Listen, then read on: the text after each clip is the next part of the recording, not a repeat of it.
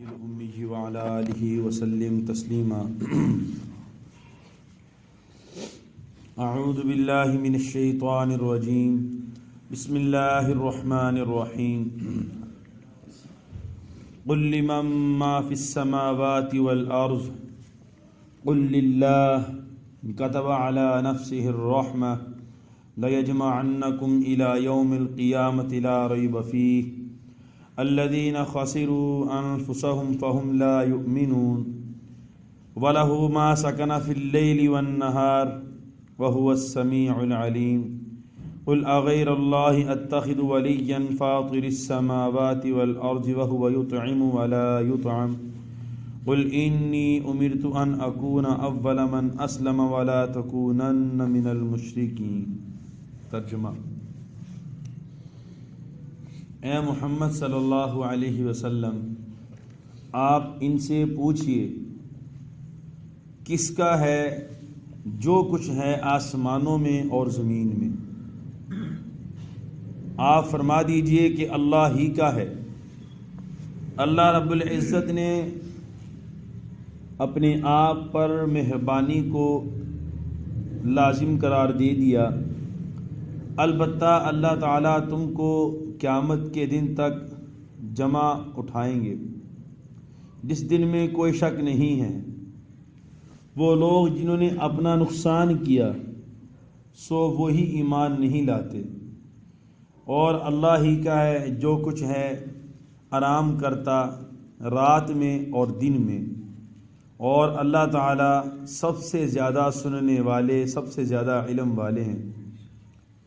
اے محمد صلی اللہ علیہ وسلم، آپ فرما دیجئے کہ جو اللہ آسمانوں اور زمینوں کو پیدا کرنے والا ہے اور وہ کھاتا ہے، اس کو کوئی نہیں کھلاتا، کیا میں اس کے علاوہ کسی اور کو مددگار بناؤں؟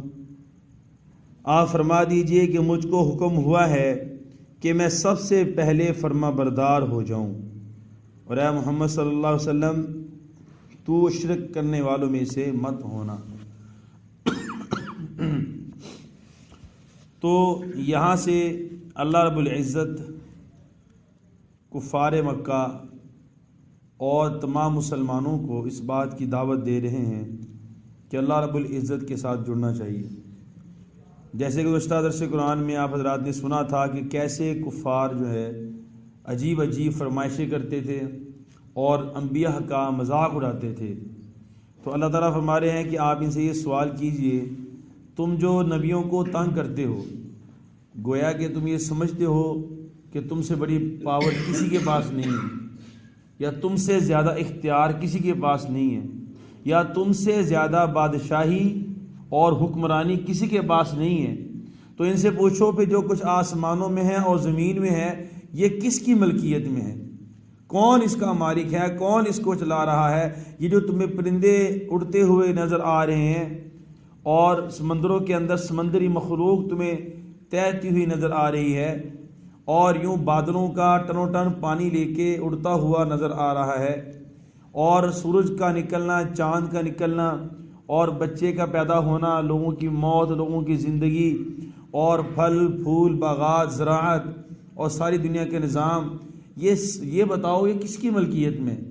آگے فرمائیں، آپ خود ہی کہہ دیجئے کہ اللہ کی ملکیت میں، خود ہی کہہ دیجئے، قل للہ، آپ خود ہی فرما دیجئے کہ اللہ ہی کا ہے۔ اصل میں بات یہ ہے کہ کفار جو ہے مشرکین، یہ اس بات کو مانتے تھے کہ اللہ تعالیٰ نے زمین بنائی ہے، آسمان بنایا ہے، اللہ تعالیٰ ہی رب ہیں، مانتے تھے، لیکن ساتھ شریک کرتے تھے۔ شرک نام ہی اس چیز کا ہے کہ اللہ تعالیٰ کی ذات اور صفات میں کسی کو برابر ٹھہرا دیا جائے۔ ان کا قصور، جو اعلیٰ قسم کا قصور تھا، وہ یہی تھا کہ اللہ تعالیٰ بچے دینے والا ہے، انہوں نے بچے دینے والا جو ہے بت بنا دیا۔ کہا اللہ تعالیٰ بچے دیتے ہیں، زمین پہ یہ اللہ کے نائب ہے۔ ہم کہتے ہیں کہ اللہ تعالیٰ ہی بیٹے دیتے ہیں، اللہ تعالیٰ ہی بیٹیاں دیتے ہیں، دنیا میں کوئی اللہ کا مقابل ہے ہی نہیں ہے۔ وَلَئِن سَأَلْتَهُم مَّنْ خَلَقَ السَّمَاوَاتِ وَالْأَرْضَ لَيَقُولُنَّ اللَّهُ۔ اے نبی صلی اللہ علیہ وسلم، آپ اگر ان سے پوچھیں کہ آسمان و زمین کو کس نے پیدا کیا، تو یہ ضرور کہیں گے کہ اللہ نے پیدا کیا، یعنی اس بات کو مانتے تھے۔ اس لیے اللہ تعالیٰ نے فرمایا کہ آپ ان کے بولنے سے پہلے ان کو بتا دیجئے کہ تم تو مانتے ہو اس بات کو، تو میں بھی تمہیں یہی کہہ رہا ہوں نا کہ اللہ تعالیٰ ہی کی ملکیت میں سب کچھ ہے. پھر تمہیں جو ہے اللہ تعالیٰ کو چھوڑ کر کسی اور کو مددگار بنانا، یا اللہ تعالیٰ کو چھوڑ کر کسی اور کو مالک حقیقی بنانا، اللہ تعالیٰ کو چھوڑ کے کسی اور کو معبود بنانا کہاں شیوا دیتا ہے؟ پھر کیوں ایسے کر رہے ہو؟ پھر فرمایا اللہ تعالیٰ نے اپنے پر رحمت کو لازم قرار دے دیا. حضرت ابو ہریرہ رضی اللہ تعالیٰ عنہ فرماتے ہیں اللہ کے نبی صلی اللہ علیہ وسلم نے فرمایا جب اللہ تعالیٰ نے ساری مخلوقات کو پیدا کر دیا، مخلوقات کو پیدا کرنے کے بعد ایک کاغذ کا ٹکڑا لکھوایا، اور اللہ تعالیٰ نے وہ ٹکڑا اپنے پاس محفوظ رکھا ہوا ہے. اس میں کیا لکھا ہوا ہے؟ ان رحمتی تغلب علی غضبی، کہ میری رحمت میرے غصے پر غالب رہے گی. یہ تو اللہ تعالیٰ نے اپنے پاس لکھ کے رکھوا لیا، اور حقیقتاً بھی ایسے ہے. اللہ تعالیٰ کی رحمت اللہ تعالیٰ کے غصے پہ حاوی ہے. اللہ تعالیٰ کی رحمت ایسی ہے کہ 100 بندوں کو قتل کرنے والا بھی اللہ کے دربار میں پہنچ جائے اور جا کے توبہ کر لے، معافی مانگ لے، اللہ تعالیٰ جو ہے سارے گناہوں کو معاف فرما دیتے. ساری زندگی کفر میں ایک بندے نے گزاری ہو اور آخر میں وہ توبہ کر لے، اللہ تعالیٰ اس کو معاف کر دیتے ہیں. تو وہ ایک واقعہ میں نے آپ کو پہلے بھی ایک دن سنایا تھا، اور پھر وہ سنا دیتے ہیں کیونکہ اسی کے متعلق وہ واقعہ ہے.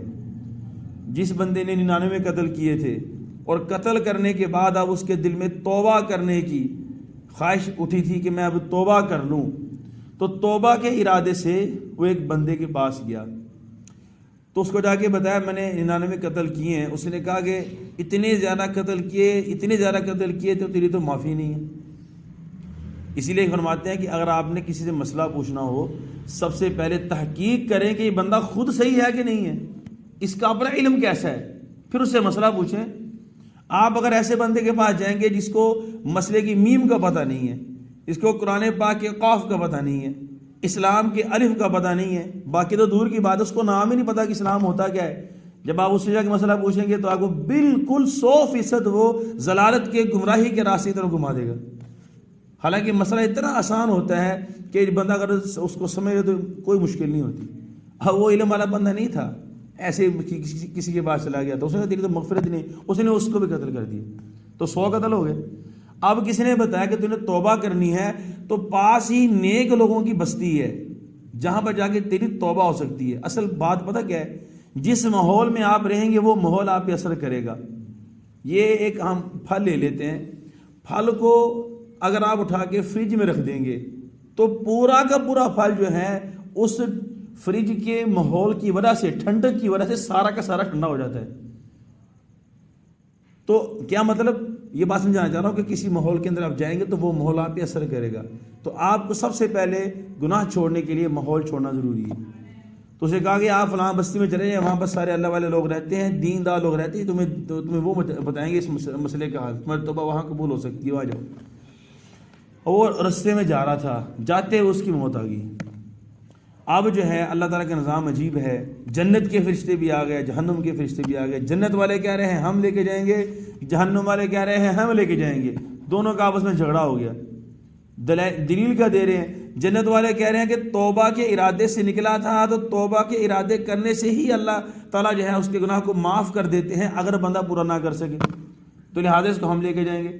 جہنم والے کہتے ہیں اس نے تو 100 قتل کیے ہیں، اتنا بڑا ظالم آدمی ہے، اس کو ہم لے کے جائیں گے. اللہ تعالیٰ نے فیصلے کے لیے تیسرے فرشتے کو اتار دیا. ایسے کرو تم زمین کو ناپ لو، جس طرف کی زمین کم ہو اس طرف والے فرشتے لے جائیں. اگر تو نیک بستی کے قریب ہے تو نیک لے جائیں، اگر قاتل بستی کے قریب ہے تو پھر برے لے جائیں، جہنم والے لے جائیں. اب حقیقت کیا تھی؟ حقیقت یہ تھی کہ وہ قاتل بستی کے قریب تھا جہاں پر اس نے ظلم ڈھائے ہوئے تھے، اور نیکوکار لوگوں کی بستی سے دور تھا. چونکہ وہ توبہ کے ارادے سے نکلا ہوا تھا تو اللہ کی رحمت نے یہ فیصلہ کیا کہ زمین کو حکم دے دیا کہ تو سکڑ جا، اور وہ سکڑ کے نیک بستی کے قریب ہو گئی. لہذا جنت کے فرشتے اس کو لے گئے. تو اللہ تعالیٰ کی رحمت یوں جوش مارتی ہے اور ٹھاٹھے مارتی ہے، اور یوں جوش اور ٹھاٹھے مار کے جو ہے مغفرت کا بہانہ ڈھونڈتی ہے. تو 100 قتل کرنے والے بندے کو اللہ تعالیٰ نے 1 سیکنڈ بھی نہیں لگایا، اس کو معاف کر دیا. تو کہنے کا مقصد یہ ہے کہ اللہ تعالیٰ کی رحمت اللہ تعالیٰ کے غصے پر واقعی غالب ہے. اب بات کرنے کی یہ ہے کہ ہم نے جان بوجھ کے کوئی گناہ نہیں کرنا. اگر ہم جان بوجھ کے گناہ کریں گے تو ہم اللہ تعالیٰ کے غصے کو خود دعوت دیں گے. اور ہمارا یعنی اہل سنت والجماعت کی عقائد میں یہ بات شامل ہے. ہم یہ کہتے ہیں کہ اللہ تعالیٰ کے لیے خود کوئی کام کرنا لازم نہیں ہے. یہ مت سمجھے کہ اللہ تعالیٰ نے اس کا مطلب یہ بنے گا کہ اگر ہم خود احتیاط کرتے ہوئے چلیں گے کوئی گناہ ہو جائے تو اللہ تعالیٰ معاف کر سکتے ہیں. اگر ہم جان بوجھ کے گناہ کریں گے اور اللہ تعالیٰ کے عذاب کو دعوت دیں گے پھر معافی کی امید نہ لگائیں, پھر سیدھا تمہیں عذاب ہی ملے گا. ہم اس کا مطلب ہے کہ ہم عام نارمل زندگی میں چل رہے ہیں, ہم سے کوئی گناہ ہو جاتا ہے تو اللہ تعالیٰ اس کو معاف فرما دیں گے, اللہ تعالیٰ کی رحمت جوش میں اس کو معاف فرما دیں گے. جان بوجھ کے اللہ کو غصہ دلائیں گے تو پھر ڈرنے کی بات ہے. اسی لیے فرمایا کہ اللہ تعالیٰ سے عافیت کی دعا مانگنی چاہیے اور اللہ تعالیٰ سے اللہ کا فضل مانگنا چاہیے. حدیث میں بھی اس کا سبق ہے کہ اللہ تعالیٰ سے اللہ کا فضل مانگے. اگر اللہ تعالیٰ نے کسی کا حساب شروع کر لیا تو کوئی بندہ حساب نہیں دے سکتا, کوئی بندہ نہیں دے سکتا. اور اللہ کے نبی حضرت عائشہ رضی اللہ تعالیٰ عنہ سے فرمایا تھا کہ عائشہ اللہ سے حساب یسیر کا سوال کیا, دعا مانگا کرو اللہ تعالیٰ ہمارا حساب یسیر کر لے. کہ اگر حساب شروع ہو گیا تو پھر بڑے بڑے پھنس جائیں گے. اگر سوال شروع ہو گیا تو نبی بھی پھنس سکتے ہیں. حالانکہ انبیاء کے لیے تو بخشش کے سارے فیصلے ہیں, لیکن اگر ان سے بھی سوال ہوگا تو وہ بھی نہیں جواب دے سکیں گے. اسی لیے فرمایا کہ کل قیامت کے دن میں جب قیامت کا دن ہوگا سارے بندے اکٹھے ہو کے بڑے بڑے انبیاء کے پاس جائیں گے اور سارے یہی نعرہ لگائیں گے کہ نفسی نفسی, آج بس مجھے اپنی فکر, اس کی اپنی ٹینشن ہوگی, کسی کی پرواہ نہیں کہ میں بچ جاؤں. ایسا وہ ہولناک دن ہوگا. صرف ایک ہی سہارا ہوگا آخر میں جناب رسول اللہ صلی اللہ علیہ وسلم کا. جب سارے لوگ ان کے پاس پہنچیں گے تو وہ تو اللہ کے خصوص بالخصوص نبی ہیں, اور وہاں پر وہ بھی یہی نعرہ لگا رہے ہوں گے کہ امتی امتی, اللہ میری امت کو بخش دے. اور ان کی سفارش کے طفیل ہی اللہ تعالیٰ سب کا حساب شروع کرے گا. محبت کی بات ہے, امام الانبیاء بنائے. اور یہ بخاری شریف کی روایت ہے, فرمایا کہ اللہ تعالیٰ کے سامنے ایسا سجدہ کروں گا, ایسا سجدہ کروں گا, اس میں اللہ تعالیٰ کی ایسی حمد و ثنا کروں گا مجھے بھی نہیں پتا ہوگا کہ میں وہ کیا کہوں گا. اللہ تعالیٰ فرمائیں گے یا محمد ارفع رأسک, اپنے سر کو اٹھائیے, اشفع تشفع, شفاعت کیجیے, آپ کی شفاعت کو قبول کیا جائے گا. پھر اللہ تعالیٰ جو ہے اللہ تعالیٰ کے غصے کو ٹھنڈا کر, اللہ کے نبی صلی اللہ علیہ وسلم جو ہے اللہ تعالیٰ کے غصے کو ٹھنڈا کرنے کے لیے جناب ابو بکر صدیق رضی اللہ تعالیٰ کو سامنے پیش کر دیں. یہ وہ ہستیاں کہ جنہوں نے سارا مال جان دھڑ جو ہے پوری زندگی جو ہے اللہ کے نبی کے اوپر جو ہے نچھاور کر دی, اور فرمایا کہ ابو بکر سب کے میں نے احسانوں کا بدلہ جتلا دیا, لیکن تیرے احسانوں کا بدلہ میں اللہ سے لے کے دوں. تو اس لیے ہمیں ڈر ڈر کے چلنا چاہیے ایمان اور امید کے درمیان میں. آگے فرمایا کہ تم کو اللہ تعالیٰ قیامت کے دن میں جمع کر دیں گے. اس کا ایک مطلب تو یہ ہے کہ کل حشر میں جمع کریں گے, ایک مطلب یہ ہے کہ اللہ تعالیٰ تمہیں قبروں میں جمع کر رہے ہیں. جب کل قیامت کا دن ہوگا تم سب کو جمع کر کے وہاں پر اٹھا دیں گے, اکٹھا کر دیں گے سب کو. آگے فرمایا کہ وہ لوگ جنہوں نے اپنا نقصان کیا وہی ایمان نہیں لاتے, اور اللہ ہی کا جو کچھ رات اور دن میں رہتا ہے, اور اللہ تعالیٰ ہی بہت ذرا سننے والے اور جاننے والے ہیں. آگے اللہ تعالیٰ خود ہی تعریفی کلمات فرمائے کہ اے محمد صلی اللہ علیہ وسلم آپ خود اس بات کا اعلان کر دیجئے کہ جو اللہ آسمانوں اور زمین کا پیدا کرنے والا ہے, جو تم کو کھلا رہا ہے, خود کھانے سے پاک ہے, وَهُوَ يُطْعِمُ وَلَا يُطْعَمُ, جو کھا رہا ہے خود کھلانے سے پاک ہے, اس اللہ کے علاوہ کوئی اور معبود, کوئی اور مددگار, کوئی اور دوست, کوئی اور یار, کوئی وسیلہ میں کیسے بنا سکتا ہوں. وہی اللہ میرا مددگار ہے, اور مجھے حکم ہوا ہے کہ سب سے پہلے میں فرما بردار ہو جاؤں, اور پھر حکم دیا کہ اے محمد صلی اللہ علیہ وسلم آپ شرک کرنے والوں میں سے مت ہو جائیں. یہ جملہ کہہ کے اس طریقے کے مشرکین کو بھی سمجھا دیا, سارے لوگوں کو سمجھا دیا کہ ہر بندہ سمجھ لے کہ شرک نہیں کرنا. شرک کے علاوہ اللہ تعالیٰ ہر گناہ کو معاف کر لیں گے, لیکن مشرک بھی اگر سچے دل سے جو ہے اپنے گناہ سے توبہ کر لے گا, اللہ تعالیٰ اس کے شرک کے گناہ کو بھی معاف کر دیں گے. تو اس لیے اللہ سے دعا ہے کہ اللہ جل شانہ ہم سب کو ایمان کی دولت سے نوازے رکھے, اور ایمان اور خوف کے درمیان, امید اور خوف کے درمیان جو ہمارا ایمان ہے اللہ تعالیٰ ہمیں اس پہ برقرار رکھے, اور اللہ تعالیٰ ہمارے ساتھ اپنی رحمت والا ہی معاملہ کرے. ہم اللہ تعالیٰ کے غصے کو کبھی بھی برداشت نہیں کر سکتے.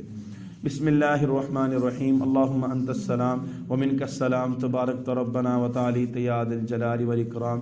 اللہم اہدنا واہد بنا واجعلنا سببا لمن اہتدی. صلی اللہ علی النبی الکریم وعلی آلہ واصحابہ اجمعین.